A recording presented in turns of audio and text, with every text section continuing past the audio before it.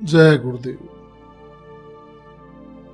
महापुरुषों के हृदय में इस दुनिया के लिए दर्द, दीनहीनों के लिए दया और समस्त जीवों के लिए प्रेम होता है। दूसरों को दुखी देखकर उनका हृदय विदीर्ण हो जाता है और उनके कष्टों का निवारण करने के लिए वे स्वयं नाना प्रकार का कष्ट सहन करने को भी तैयार रहते हैं। आजकल समाज में जितनी बुराइयां आ गई हैं, उनकी सूची बनाना कोई सरल कार्य नहीं है, लेकिन 2-4 सार्वजनिक कुरीतियां ऐसी हैं, ऐसी बुराइयां हैं, जिनके कारण सैकड़ों परिवार हर साल तबाह हो जाते हैं। उनमें से एक तो लड़के लड़कियों का ब्याह है, शादी है। तो आजकल हम ऐसे स्वार्थी और इतने लोभी हो गए हैं कि अपने लड़कों के शादी के समय लड़कियों के माता पिता से अधिकाधिक धन तिलक और दहेज के रूप में वसूल करने में तनिक भी संकोच नहीं करते, और जब तक हर प्रकार से अपना उल्लू सीधा न हो जाए हजारों करवटें बदलते हैं और बहानेबाजियां करते हैं। धनाभाव के कारण गरीब परिवारों की बहुत सी लड़कियों के ब्याह होने में इतनी कठिनाइयां पैदा होती हैं कि उनके माता पिता को इतना परेशान होना पड़ता है कि उसे देखकर लड़कियां आत्महत्या तक कर डालती हैं। तो ऐसे कई उदाहरण जिनमें धन के अभाव के कारण लड़कियों के माता पिता अपनी बच्चियों के विवाह तय करने में असमर्थ थे। तो ऐसे कई मामले परम पूज्य स्वामी जी महाराज के सामने भी आए, तो स्वामी जी महाराज उनके कष्ट को देख न सके, क्योंकि परम पूज्य स्वामी जी महाराज तो दयालु दया सागर हैं। तो ये बात है सन 1958 की। सन 1958 में आजमगढ़ में ही 2 प्रेमियों की कन्याओं का विवाह इतनी सरलता और सुगमता से परम पूज्य स्वामी जी महाराज ने करा दिया कि वर और कन्या में से किसी को पता भी नहीं चला कि कैसे विवाह हो गया। तो ऐसा ही एक विवाह आज यहाँ प्रस्तुत किया जा रहा है। परम पूज्य स्वामी जी महाराज के प्रेमियों में एक ऐसा परिवार रहा जिनमें केवल एक स्त्री और उनकी 3 बच्चियां और 2 बच्चे थे, और घर पर कमाने वाला कोई पुरुष नहीं था। परिवार की आर्थिक स्थिति बहुत ज्यादा खराब। तो ऐसे परिवार की लड़कियों की शादी ब्याह होना कोई सरल कार्य नहीं होता है, लेकिन स्वामी जी महाराज की दया कृपा और सहायता से एक बच्ची का विवाह सन 1957 में हो गया। और अब 1958 में जब दूसरी कन्या के विवाह का प्रश्न आया तो कोई व्यक्ति इस कार्य के लिए आगे नहीं आया, दिखाई नहीं पड़ा। तो लड़की की विधवा माता रोने लगी, तो परम पूज्य स्वामी जी महाराज से उसका कष्ट देखा नहीं गया। तो उन्होंने अपने एक प्रेमी श्री सीताराम जी से कहा कि लड़की एक गरीब लेकिन कुलीन परिवार की है, अगर वे अपने छोटे भाई से इसकी शादी कर लें तो ये बहुत अच्छा हो। तो भाई सीताराम जी और उनकी स्त्री ने स्वामी जी महाराज के इस प्रस्ताव को बड़े ही हर्ष के साथ स्वीकार किया और शादी के लिए 19 मई सन 1958 की तारीख मुकर्रर हुई, निश्चित हो गई। तो परम पूज्य स्वामी जी महाराज ने एक बड़ा ही सुंदर और किफायती खर्चे वाला कार्यक्रम तैयार कर दिया कि विवाह पुरातन रीति से सभी प्रेमियों के सहयोग से संपन्न हो। तो निश्चित तिथि पर विवाह रचाया गया। लड़की, उसकी माँ, नातेदार और परिवार के दूसरे सभी लोग, सब लोग श्री त्रिवेणी प्रसाद जी, जो कि रिटायर्ड चीफ रीडर उस समय के रहे, तो उनके निवास स्थान पर सब लोग ठहराए गए।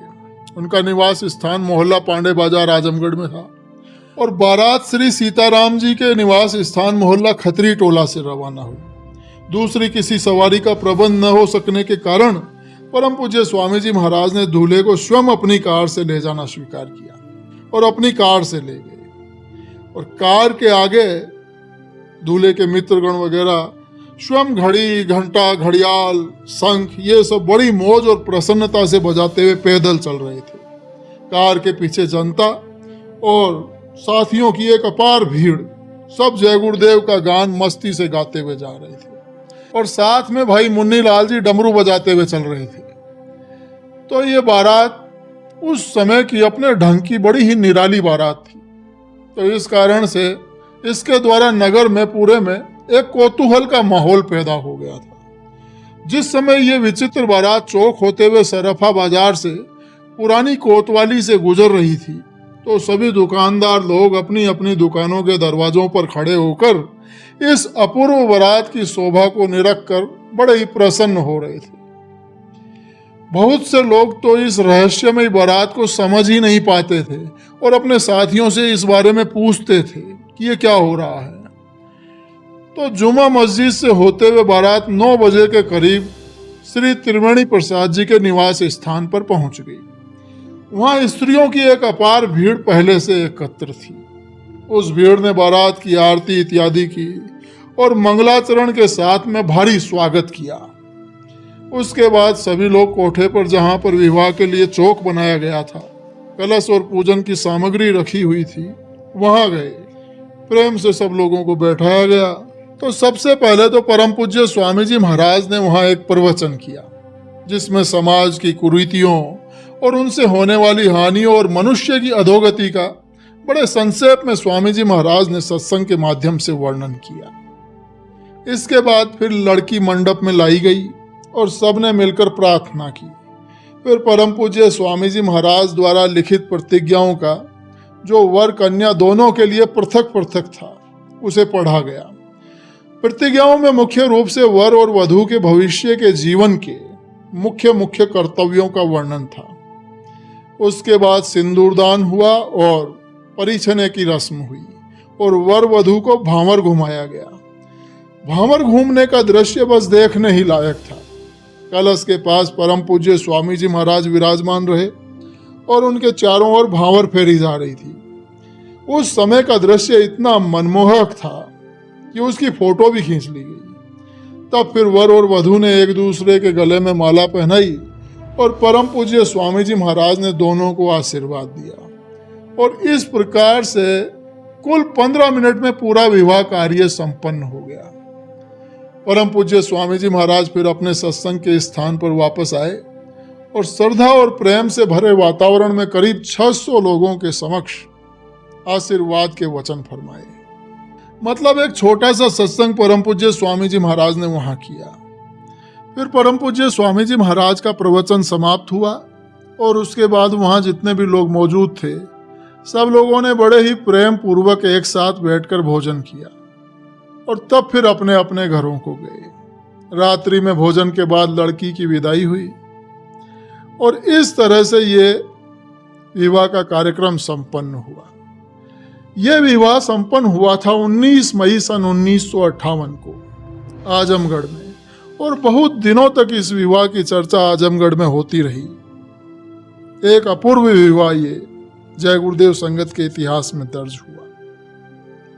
तो संत महापुरुषों की लीला अपरंपार है।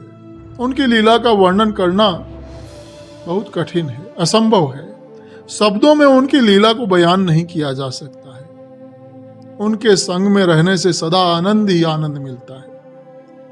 तो परम पूज्य स्वामी जी महाराज ने इस विवाह के दौरान जो सत्संग वचन फरमाए, जो वहां पर सत्संग का कार्यक्रम हुआ, तो यदि आप चाहेंगे तो कल आपके समक्ष परम पूज्य स्वामी जी महाराज के वो अनमोल सत्संग वचन यहां प्रस्तुत किए जाएंगे, तो आप अवश्य बतलाइएगा, जिसमें परम पूज्य स्वामी जी महाराज ने बच्चे बच्चियों की विवाह के विषय में बड़े ही गंभीरता से कुछ सत्संग वचन फरमाए हैं। तो आप अवश्य बताइएगा। जय गुरुदेव।